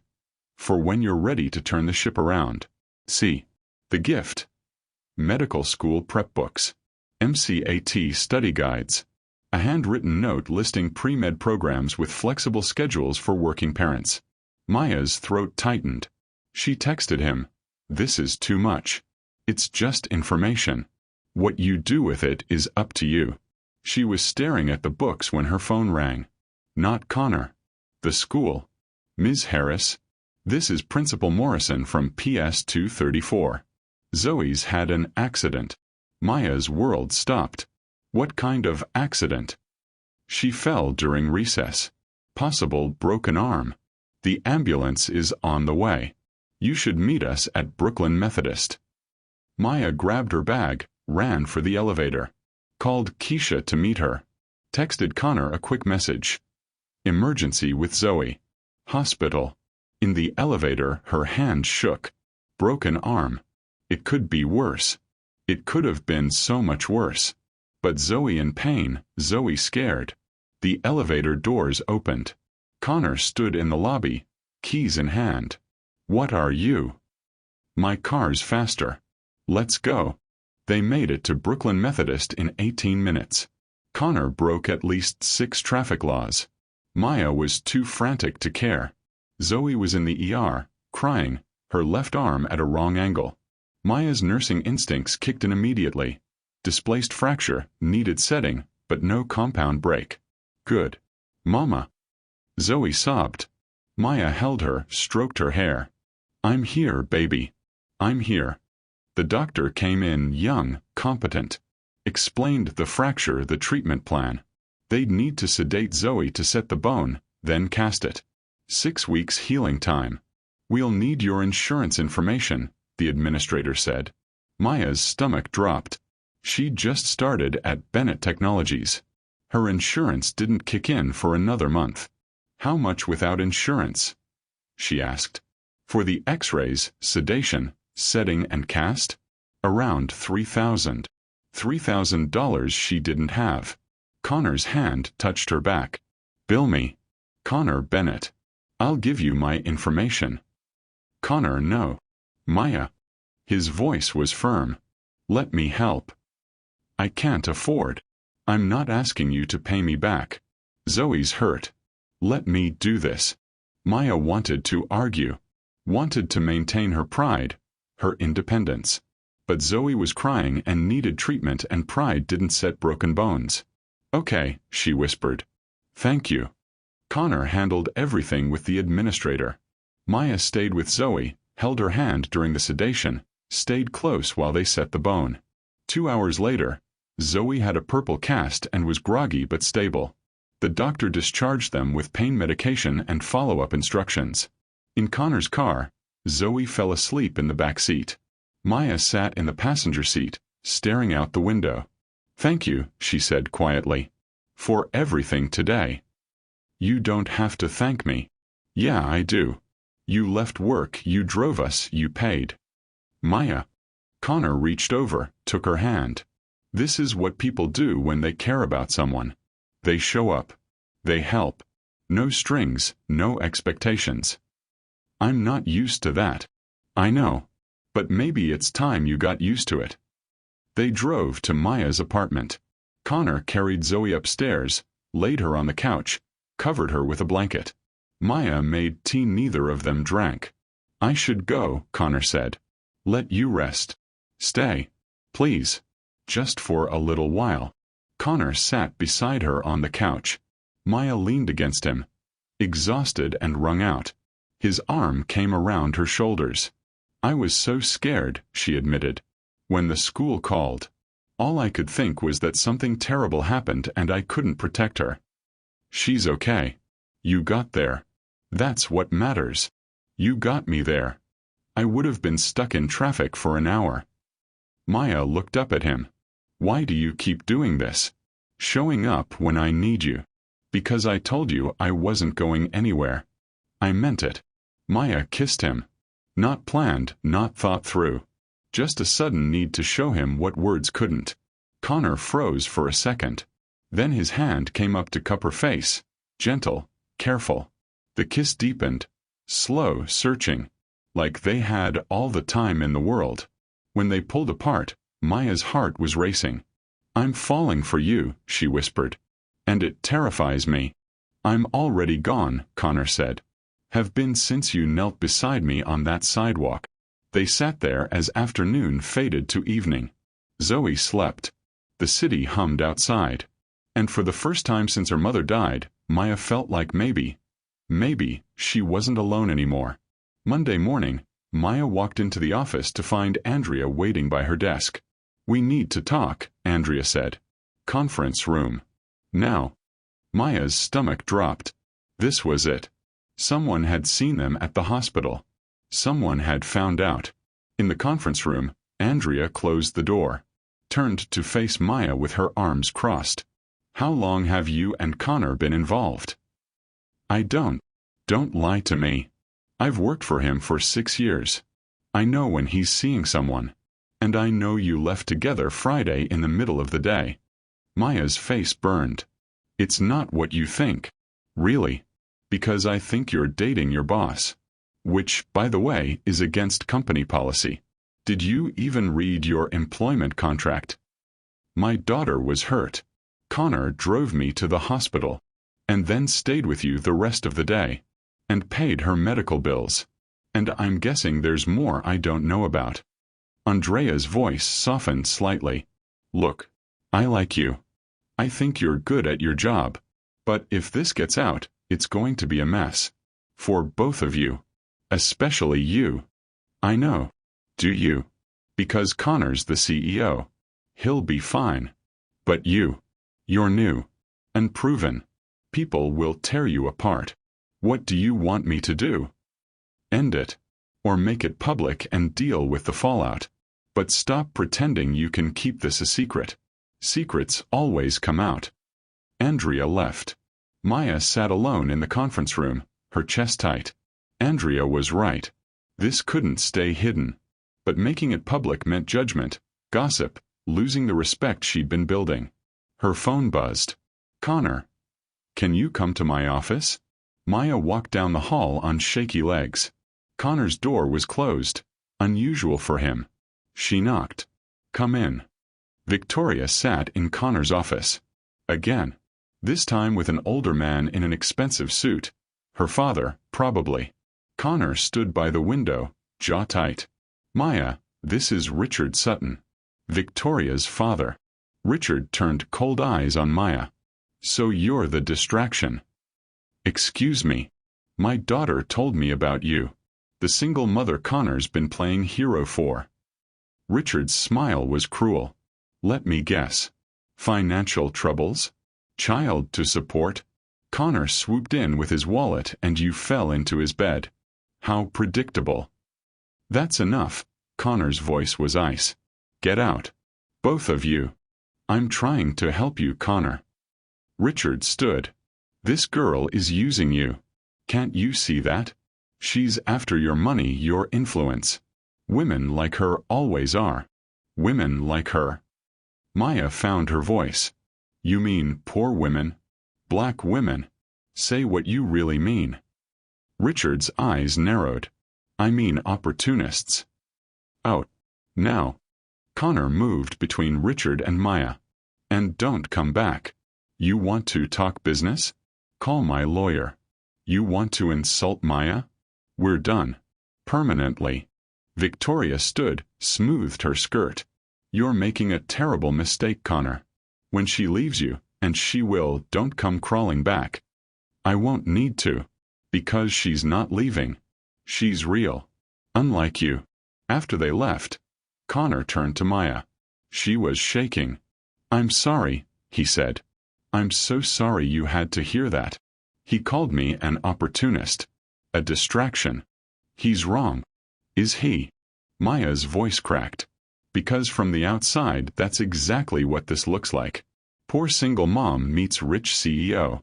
He pays her bills, gives her a job, plays daddy to her kid. It's a movie plot, Connor. It's not real life. It's my life. It's our life. Maybe it shouldn't be." The words tore out of her. "Maybe everyone's right. Maybe this is a disaster waiting to happen." "Maya. I need to go. I need to think." Maya walked out before he could stop her. Made it to her office. Closed the door. And finally let herself break. She'd been stupid. Stupid to think this could work. Stupid to let Connor in. Stupid to let Zoe get attached. Her phone rang. Connor. She ignored it. It rang again. Keisha this time. Maya answered. I heard what happened, Keisha said. Andrea called me. She's worried about you. Everyone's worried about me. No one's asking what I want. Okay. What do you want? Maya looked at the prep books on her desk. At the job she'd been given. At the life she'd started building. I want to not be scared all the time, she whispered. I want to believe this can work. But I don't know how. Then figure it out. Because that man just kicked his ex-fiancé's father out of his office for you. That's not nothing, Maya. That's everything. After Keisha hung up, Maya sat in her office staring at nothing. She'd reached the darkest moment. The point where it would be easier to walk away. To protect herself. To go back to surviving instead of living. The question was, did she have the courage to stay?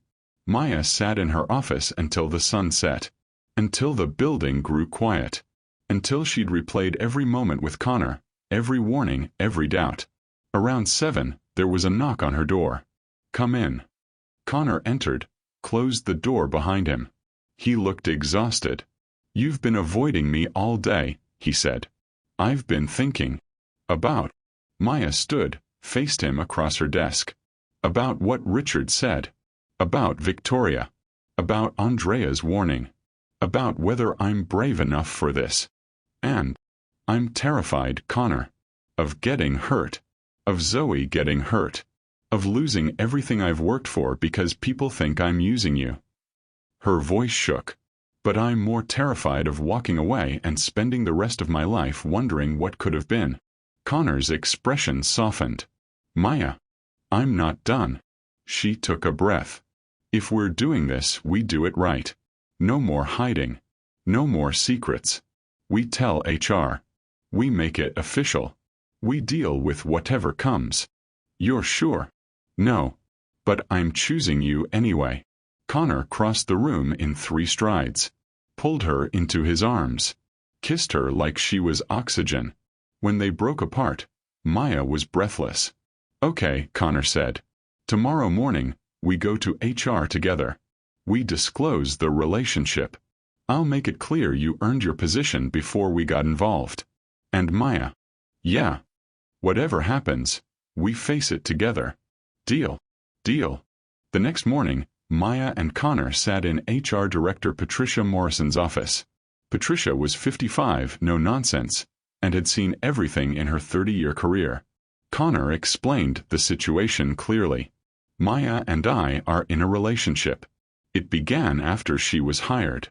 I want to make sure everything is documented properly and that there's no appearance of impropriety. Patricia looked between them. Ms. Harris, do you feel pressured in any way?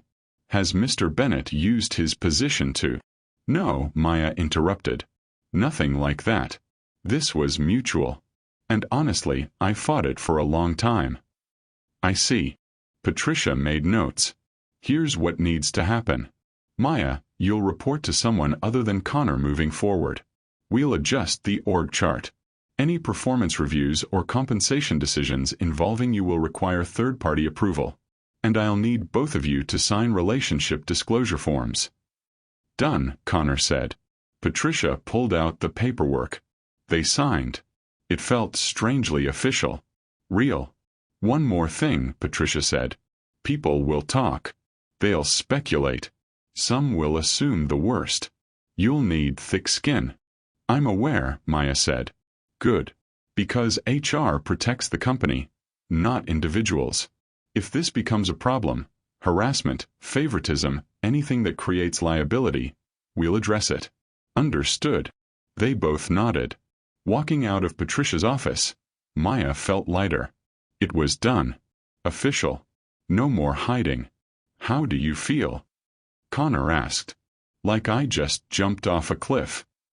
I'll catch you. You better. The gossip started by lunch. Maya heard snippets in the break room, saw the looks in the hallway. By the end of the day, everyone knew. Most reactions were neutral. Polite smiles, carefully worded congratulations. Some were cold, whispers that stopped when she approached, pointed looks. But Maya held her head high. She'd done nothing wrong. Thursday morning, she found a note on her desk. Printed. Anonymous. Gold digger. Maya crumpled it, threw it away. Kept working. Friday, another note. Sleeping your way to the top? Saturday, Connor came over with Zoe's favorite pizza.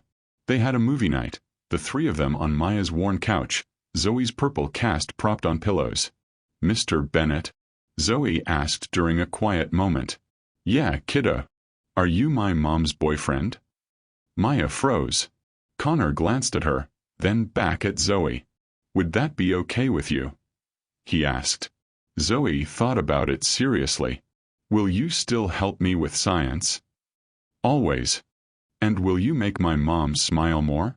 She's been smiling a lot lately. I'll do my best. Okay then. You can be her boyfriend. Maya laughed despite herself. Thanks for the permission, Zoe. You're welcome. Zoe snuggled against Connor's side. Can we watch another movie? School night, Maya said. One movie only. After Zoe went to bed, Maya and Connor sat on her small balcony. The city sparkled below them, a view worth nothing compared to Connor's penthouse, but somehow perfect. Thank you, Maya said. For what? For being patient with me. For not giving up when I pushed you away. For loving my daughter. Easy to love her. She's incredible. Connor took Maya's hand. She gets it from you. Smooth talker. I mean it. He turned to face her. I know this hasn't been easy. The gossip, the judgment, all of it. But I need you to know, you're worth every second of it. Maya leaned in, kissed him softly. So are you. They stayed like that, wrapped in each other, until the night air turned cold and they went inside. Monday morning, Maya walked into her office to find Victoria waiting. Again. You need to stop showing up at my workplace, Maya said. This will be the last time. Victoria stood, smoothed her designer dress. I came to apologize. Maya blinked. What? I was cruel. To you, to Connor. I said things I shouldn't have. Victoria's voice was stiff but sincere. My father's been pushing this merger for 2 years. I let him convince me that getting Connor back was the answer.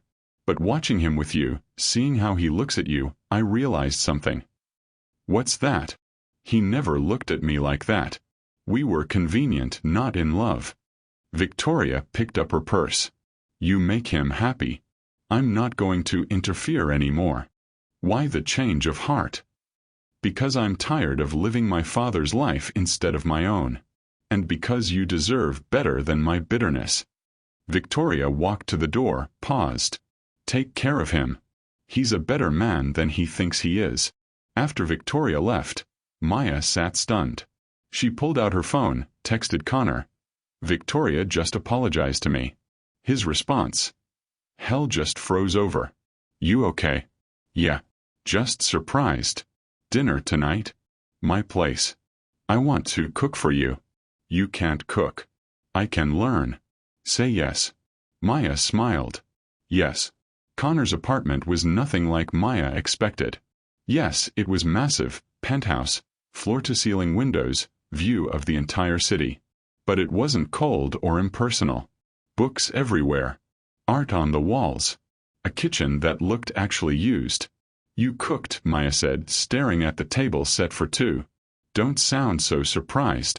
You told me you could barely make toast. I've been practicing. Andrea gave me a cookbook and some threatening instructions. Connor pulled out her chair.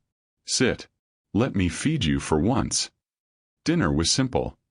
Grilled chicken, roasted vegetables, rice. Nothing fancy. But Connor had tried, and that meant everything. This is good, Maya said, genuinely impressed. Don't lie to spare my feelings. I'm serious. It's good. Connor grinned. I watched about 15 YouTube videos. After dinner, they moved to the balcony. The city stretched out below them, a million lights against the dark. I've been thinking, Connor said. Dangerous. Serious. About what you said. About going back to school. Becoming a surgeon. Connor. Hear me out. He turned to face her. I know you said that ship sailed. But what if it didn't? What if you could finish what you started? I have Zoe. I have bills. I can't just quit my job and go back to school full-time. What if you didn't have to quit? What if we made it work? Connor pulled out his phone, showed her a document. I've been researching. Columbia has a program for working professionals. Evening and weekend classes. You could finish your pre-med requirements in 2 years. Then apply to medical schools with flexible programs. Maya's throat tightened. That's still years away. And expensive. I'll pay for it. Connor, before you say no, listen. This isn't charity. This is an investment. In you. In your dreams. In the woman I love. Maya's breath caught. You love me. Of course I love you. Have since the moment you saved my life. Probably before that, when I was lying on that sidewalk watching you stop when everyone else walked past. Connor took her hands. I love you, Maya. I love your strength. I love how you fight for what matters. I love watching you with Zoe. I love that you make me want to be better. Tears spilled down Maya's cheeks. I love you too. So much it scares me. Good scared or bad scared?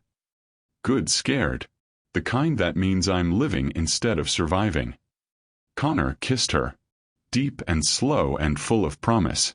When they broke apart, Maya rested her forehead against his.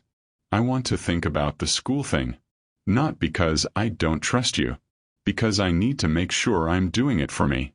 Not because you're offering to pay. Fair enough. Just promise me you'll actually consider it. I promise. They stayed on the balcony until midnight, talking about everything and nothing. About Maya's dreams of surgery. About Connor's ideas for new programs at the company. Healthcare initiatives, education funding, things that actually helped people instead of just making money. You're changing, Maya observed. You changed me. No. I just reminded you who you wanted to be. 3 months later, Maya stood at a podium in Bennett Technologies' main conference room. Department heads, managers, executives. Everyone important was there. She'd been nervous all morning. This was her first major presentation. The rollout of the new wellness program she'd designed. Connor sat in the back row. He'd insisted. Said he didn't want to make her more nervous by sitting up front. But she could feel his support from across the room. Maya clicked to her first slide. 6 months ago, Bennett Technologies had one of the lowest employee satisfaction scores in our industry. Today, I'm going to show you how we changed that. She walked them through the data. Mental health resources that had reduced stress leave by 40%. Flexible sick leave that improved productivity. Health screenings that caught problems early. Subsidized gym memberships that 70% of employees used. But numbers only tell part of the story, Maya continued. The real impact is in the people. Employees who feel valued. Who know their health matters. Who can take care of themselves and their families without fear. She shared testimonials. Anonymous stories from employees whose lives had changed. A single mother who could take her kid to doctor appointments without penalty. A man who finally got his diabetes under control with the new health coaching. A woman who used the mental health resources to work through postpartum depression. This is what wellness means, Maya concluded. Not just programs on paper. Real support for real people. And it's working. The applause was genuine. Enthusiastic. Maya caught Connor's eye across the room. He was beaming. After the presentation, people crowded around her with questions, congratulations, ideas for expanding the program. Patricia from HR pulled her aside. That was impressive, Patricia said. You've proven yourself, Maya. No one questions your qualifications now. Maya hadn't realized how much she needed to hear that. Later, in Connor's office, he kissed her thoroughly. You were amazing, he said. I was terrified. Couldn't tell. You looked like you owned that room. Maya laughed. I felt like I was going to throw up. Well, you hit it well. Connor pulled her close. I'm proud of you. Thank you. For believing in me. For giving me this chance. You earned it, Maya. All of it. That weekend, Connor took Maya and Zoe to his parents' house in Connecticut. Maya had been dreading it for weeks. "They're going to hate me," she'd told Connor. "They're going to love you. And if they don't, I don't care." The house was massive. Old money, established wealth, everything Maya wasn't. Connor's mother, Patricia, greeted them at the door with a polite smile that didn't reach her eyes. "Connor, how lovely to see you." Her gaze swept over Maya and Zoe. "And you must be Maya. Thank you for having us, Mrs. Bennett." "Patricia, please. Come in." Dinner was awkward at first. Connor's father, Richard, not the same Richard as Victoria's father, thankfully, asked pointed questions about Maya's background, her family, her education, where she'd grown up. Connor's jaw got tighter with each question. "Dad," he finally said. "Enough. I'm just getting to know her." "No, you're interrogating her." "Stop." Then Zoe spoke up. "Your house is really big. Mr. Bennett's apartment is big too. Our apartment is small, but Mama makes it cozy. She cooks the best food. Way better than fancy restaurants." Patricia's expression softened. "Is that so?" "Yeah. She makes her grandma's recipes. Maybe she could teach you sometime. Mr. Bennett says he's learning to cook now." "Connor is cooking." Richard looked stunned.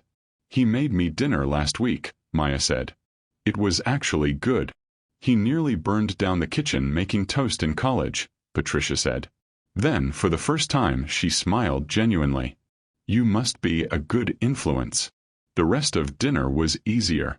Zoe charmed them both with stories about her science project, her school, her dream of being an astronaut doctor. Patricia asked Maya about her work, listened with actual interest. Over dessert, sweet potato pie Maya had brought from her grandmother's recipe. Patricia pulled Connor aside. Maya pretended not to watch, but she saw Patricia hug her son. Saw her say something that made Connor's eyes water.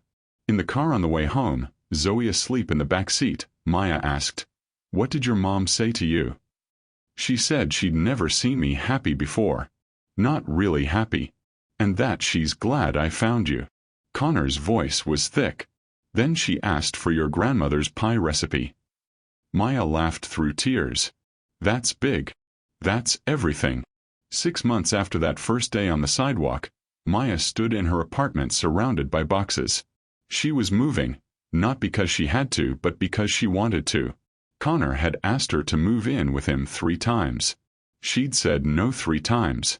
She needed her own space. Her independence. Proof that she could stand on her own. But she was upgrading. A bigger apartment, still in Brooklyn, close to Zoe's school. 2 bedrooms, an actual living room, a kitchen big enough to cook family dinners. She could afford it now. Her salary, her savings, her life finally stable. Connor was there helping. Carrying boxes, assembling furniture, making Zoe laugh by putting together her bookshelf upside down. "You're terrible at this," Maya teased. "I'm a CEO, not a carpenter." Clearly. That night, after Zoe was asleep in her new bedroom, Maya and Connor sat on her new balcony. Smaller than his, but with a view of Brooklyn she loved. "I have something for you," Connor said. "If it's expensive, I'm saying no." "It's not expensive." "Well, not exactly." He handed her an envelope. Inside was an acceptance letter. Columbia University. Pre-med program. Maya's hand shook. "You applied for me?" "You applied. 3 months ago. Remember?" She did. Connor had helped her with the application. But she'd been so focused on work, on Zoe, on building her life, she'd almost forgotten. "I got in," she whispered. "You got in. Classes start in the fall. Part-time program like we discussed. And before you worry about money, I already set up a fund. It's yours. No strings." "Connor, let me do this, Maya. Let me invest in your dream." Maya looked at the acceptance letter. At the man who'd made it possible. At the life she'd built from nothing. "Okay," she said. "But I'm paying you back. Eventually. When I'm Dr. Maya Harris, trauma surgeon." Connor grinned. "Deal." though I'm not holding my breath on the payback. Residents don't make much. Shut up. She kissed him. Thank you. For everything. Thank you for stopping. For saving me. For letting me in. They sat on her balcony, watching Brooklyn sparkle below them, planning a future neither of them had imagined 6 months ago. The backyard was full of people. Family, friends, co-workers, kids running around screaming with joy. Soul Food covered 3 folding tables. Fried chicken, collard greens, mac and cheese, cornbread, sweet potato pie, banana pudding. Maya's grandmother's recipes, made by a dozen different hands. It was Zoe's 10th birthday. Also the day Maya finished her first year of medical school. Also, unofficially, the anniversary of the day everything changed. Keisha cornered Maya by the drinks table. You happy? Deliriously. Good. Because I was wrong about him. Connor's one of the good ones. I know. Doesn't mean I'm not watching him. Keisha grinned. But yeah. He's family now. Connor found Maya later. Pulled her aside from the chaos. I have something for you, he said. We agreed no birthday presents. This is Zoe's day. It's not a birthday present. It's a question. Connor dropped to one knee. Maya's breath stopped. The entire party went quiet. Maya Harris. 2 years ago you saved my life. Not just on that sidewalk. Every day since. You made me believe in goodness. In love. In being the man I always wanted to be. Connor pulled out a ring. Simple, elegant, perfect. I want to spend the rest of my life making you as happy as you make me. Will you marry me? Maya's vision blurred with tears. She looked at Connor, this man who'd shown up when everyone else walked past, who'd helped her daughter with science, who'd believed in her dreams, who'd loved her through fear and doubt and gossip, who'd proven that love could be real. Yes, she said. Yes, yes, yes. Connor slipped the ring on her finger, stood, kissed her while everyone cheered. Zoe pushed through the crowd, purple cast long gone, replaced with skinny legs covered in grass stains. Does this mean Mr. Bennett's gonna be my dad? Connor crouched down to her level. If that's okay with you. Can I call you Dad? Connor's voice cracked. I would love that, kiddo. Zoe threw her arms around his neck. Maya watched them, her daughter, her husband-to-be, and felt something she hadn't felt in years. Complete. The party continued around them. Music played, Jill Scott, Mary J. Blige, the songs Maya's grandmother used to play on Sunday afternoons. People danced. Kids played. Food disappeared from plates. Connor pulled Maya close, swayed with her to the music. You never told me what happened with the hospital, he said. What do you mean? St. Luke's. The job they took from you. Maya smiled. Rochelle called me last month. Asked if I wanted to come back. They're restructuring their attendance policy, making it more flexible, more humane. She said my case helped change things. Are you going back? No. I'm exactly where I'm supposed to be. They danced as the sun set, painting Brooklyn gold. Zoe chased fireflies with the other kids.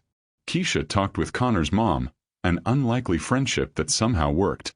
Maya's co-workers mingled with Connor's employees, proving that different worlds could overlap. This was her life now. Not perfect. Not easy. But real. And worth every risk she'd taken to get here. Later, when the guests had gone home and Zoe was asleep, Maya and Connor sat on her balcony. Soon to be their balcony. She'd finally agreed to move in with him after the wedding. Happy? Connor asked. More than I knew was possible. Me too. He kissed her temple. Thank you for stopping, Maya. On that sidewalk. For seeing me. Thank you for being worth stopping for. They sat in comfortable silence, watching the city they both loved, planning a life neither could have imagined. Maya thought about that morning 2 years ago. Running late, stressed about her job, making the choice to stop when everyone else walked past. It had cost her everything. Her job. Her security. Her carefully controlled life. And given her everything that mattered. Love. family, dreams she'd thought were dead. Sometimes the biggest risks led to the greatest rewards. Sometimes stopping to help a stranger changed everything. Sometimes, just sometimes, the universe rewarded compassion with love. And that was worth more than all the money in the world. What would you rate this story? Drop 0 to 10 in the comments right now. If this story moved you, hit subscribe for more emotional journeys every day. And if it truly touched your heart, consider leaving a super thanks. Your support helps us create more stories like this. Every contribution, big or small, means the world. Ready for the next story? It's even more dramatic than this one. Click now. Thank you for being part of this journey.